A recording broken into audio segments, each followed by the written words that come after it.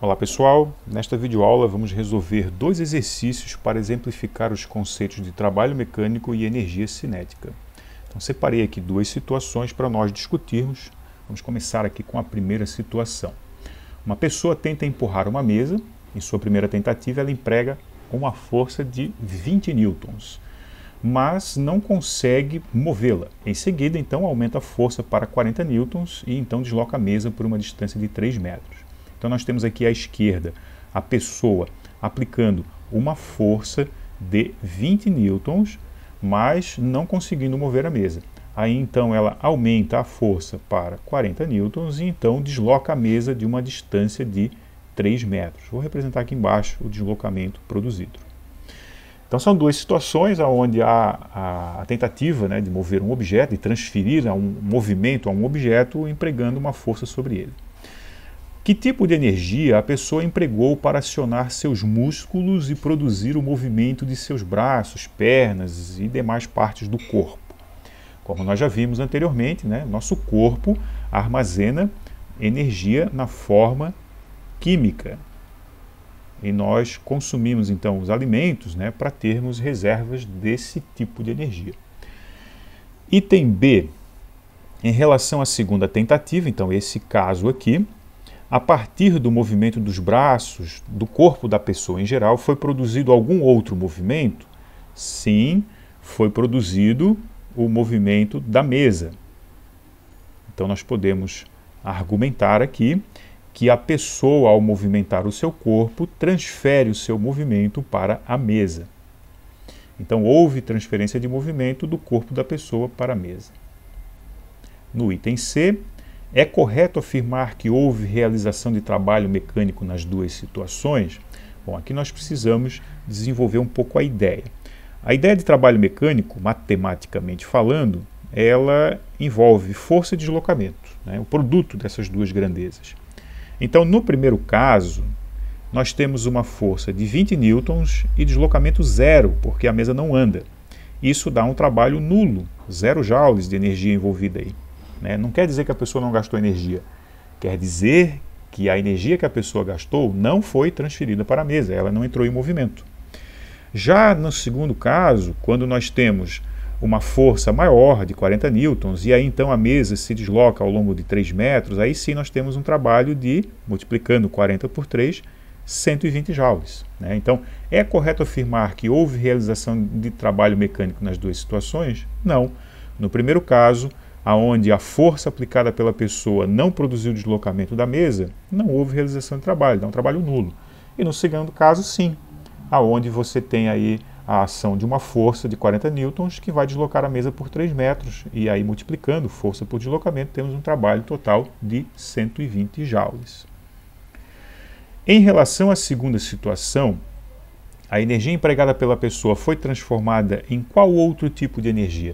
Então percebe que na segunda situação, onde há realização de trabalho, aliás, é um trabalho mecânico, vamos colocar aqui, todo o trabalho mecânico é um indicativo de que houve produção de energia cinética.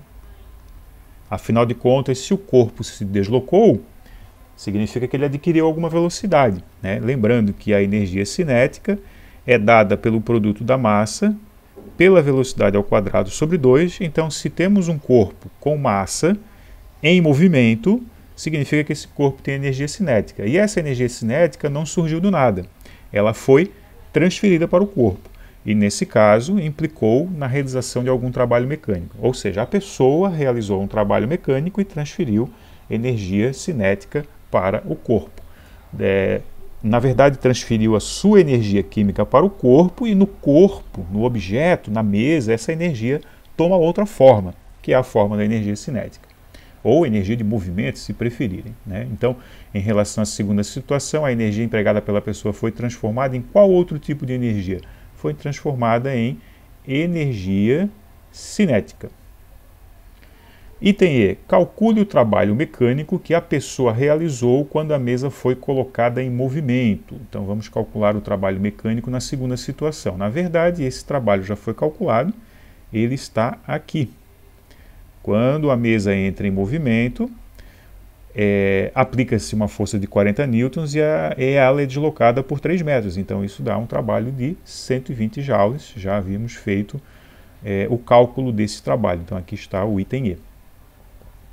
Por fim, considerando a primeira situação, explique por que, embora uma força tenha atuado sobre a mesa, não houve realização de trabalho mecânico sobre ela. Então nós temos que explicar, né? A explicação é a seguinte: houve aplicação de força,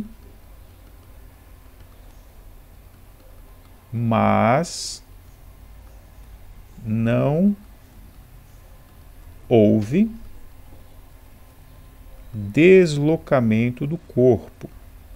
E sem deslocamento não há realização de trabalho mecânico. Com isso, então, encerramos a resolução do primeiro problema. Vamos ver aqui a segunda situação proposta. Um veículo move-se ao longo de uma estrada, sendo conduzido pelo motorista a uma velocidade de 50 km por hora. Seria a velocidade inicial. Para realizar uma ultrapassagem, o motorista aumenta a velocidade do veículo para 80 km por hora, percorrendo uma distância de 40 metros, durante a aceleração do veículo. Então, um pequeno esboço, na verdade um rápido esboço, né, dessa situação, nós temos um veículo a 50 km por hora, o motorista acelera e a velocidade do veículo aumenta para 80 km por hora. Aqui está. E para que isso ocorra, o veículo deve ou percorre, né, um espaço de 40 metros. Então nós temos aí a situação representada através de uma figura muito simples, só para a gente compreender as ideias principais aí envolvidas. Certo? Então vamos lá.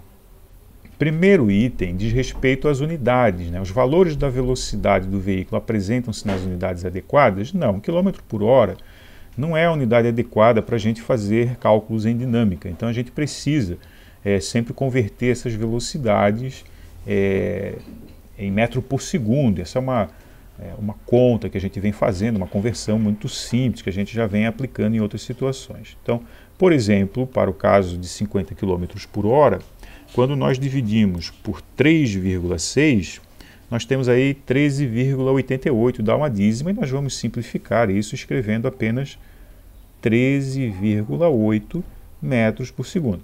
Vale o mesmo para os 80 km por hora, dividimos por 3,6, então 80 dividido por 3,6 dá 22,222, mais uma vez uma dízima, e nós vamos apenas colocar a primeira casa, 22,2 metros por segundo. Então, são esses os valores que nós devemos utilizar aí nas equações, certo? Então, retomando lá o item A, né, os valores não estão apropriados, nós temos que fazer as conversões. Qual é a velocidade inicial do veículo? É aquela que ele apresenta antes de acelerar, então essa daqui é a velocidade inicial, vou botar aqui a letra I para nos lembrarmos disso, e a velocidade final do veículo é esta daqui, 80 km por hora, convertido 22,2.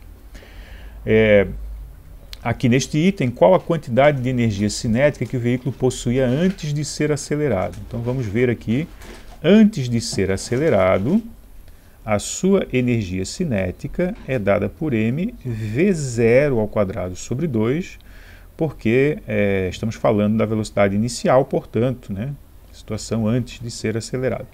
Substituindo os valores, perceba que o problema não mencionou a massa, nós vamos considerar a massa como sendo 1000 kg, é um carro, a massa de um carro 1000 qualquer aí é em torno de 1000 kg, então vamos utilizar esse valor.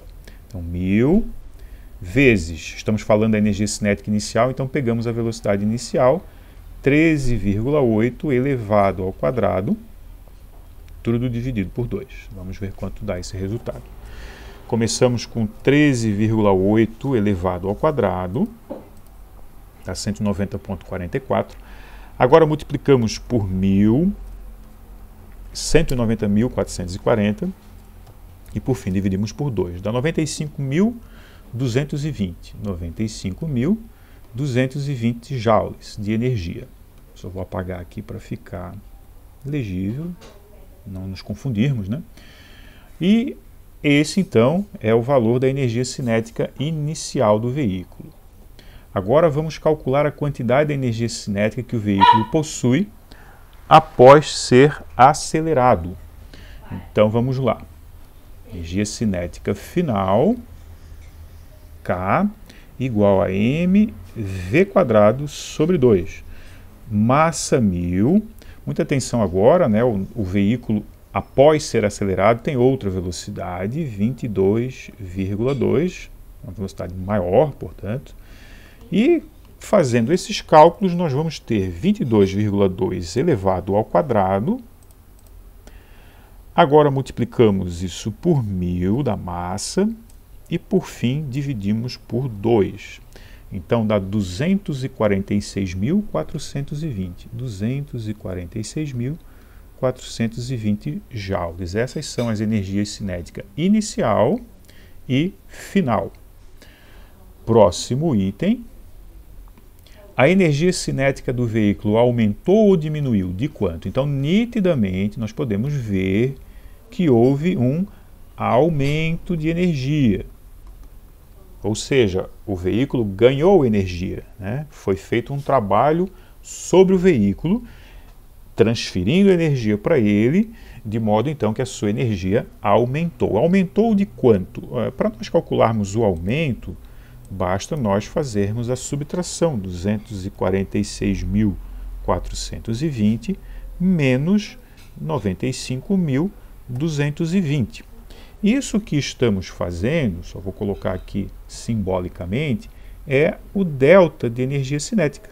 A energia cinética final menos a energia cinética inicial. E isso está dando, vamos ver aqui, 151.200 joules. E é positivo, é um aumento. Então, o delta de energia cinética, a variação da energia cinética, corresponde a um aumento, nós estamos vendo nitidamente que o valor aumentou, e aumentou de 151.200, conforme as contas que nós fizemos aqui. E, por fim, o trabalho mecânico realizado sobre o veículo foi positivo ou negativo? Qual o seu valor? Aí nós temos que nos lembrar de um detalhe muito importante, teorema, né? O trabalho, se nós não tivermos a força e o deslocamento dados no problema, nós sempre podemos calcular o trabalho pela variação da energia cinética. Como a variação da energia cinética deu positiva 151.200 joules, nós temos que esse é o trabalho realizado sobre o veículo. Então a pergunta é se o trabalho foi positivo ou negativo. Foi positivo, houve um ganho de energia no veículo. Qual o seu valor? É equivalente à variação da energia cinética, ao aumento nesse caso. Então, 151.200 joules. Nota, portanto, que quando nós não temos a força e o deslocamento envolvidos no problema, nós podemos calcular o trabalho pela variação da energia cinética. E no último item, lembrando que durante a aceleração o veículo percorreu uma distância de 40 metros, determine o valor da força que atuou sobre o veículo. Então, eu vou apagar aqui essa parte inicial, que nós já não precisamos mais dela. Então, vamos calcular a força, porque ela não foi dada no problema. E como podemos, então, calcular essa força? Aí sim, agora, nós pegamos a equação do trabalho, força vezes deslocamento. Nós já temos o trabalho, nós calculamos o trabalho pela variação da energia cinética, 151.200, e nós, embora não saibamos a força, sabemos que o deslocamento foi de 40 metros. Então perceba que pelo aumento de energia, pelo fato de o aumento de energia ser equivalente ao trabalho, nós temos o valor do trabalho. E agora, conhecendo o deslocamento, nós podemos obter o valor da força. Então aqui, ao dividirmos 151.200 por 40, isso vai nos dar o valor da força. Então, 151.200 dividido por 40 metros de deslocamento dá uma força de 3.780 newton. Com isso, então, encerramos a resolução dos exercícios. Até mais.